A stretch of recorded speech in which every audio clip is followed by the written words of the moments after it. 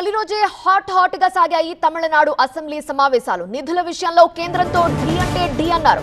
రాష్ట్రంపై కేంద్రం వివక్ష చూపిస్తోంది అంది విజయ్ సర్కార్.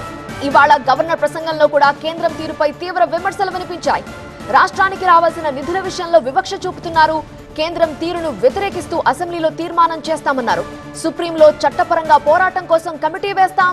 కీలక అంశాలను గవర్నర్ ప్రసంగంలోనే పొందుపరిచారు విజయ్ సర్కార్. త్రిభాషా సిద్ధాంతం అమలు చేయటం లేదని, నిధులు ఆపితే ఎలా?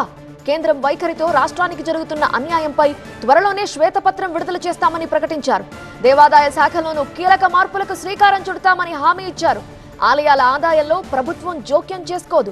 ఆలయానికి వచ్చే ఆదాయం వాటి అభివృద్ధికే ఖర్చు పెట్టాలి. కేంద్ర ప్రభుత్వానికి వ్యతిరేకంగా కొన్ని వ్యాఖ్యలున్నా కేబినెట్ ఆమోదించిన స్పీచ్ ని మార్పులు లేకుండా చదివారు governor Arlekar.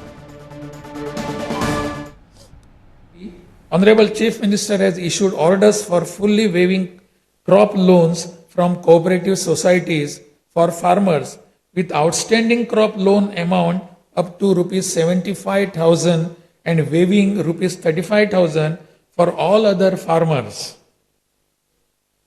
This will benefit 14.43 lakh farmers at an additional expenditure of approximately rupees 6,000 crore to the government.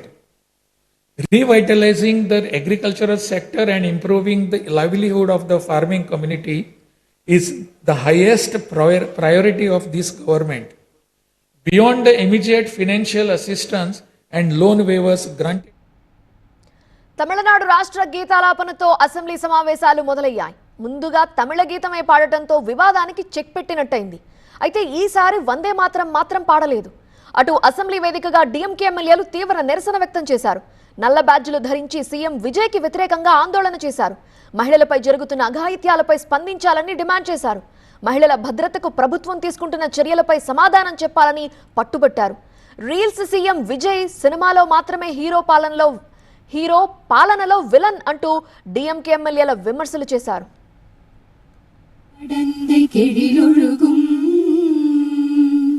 சீராரும் வதனமென திகழ் பரத கண்டமிதில் திக்கணமும் அதில் சிறந்த திராவிடனல் திருநாடும்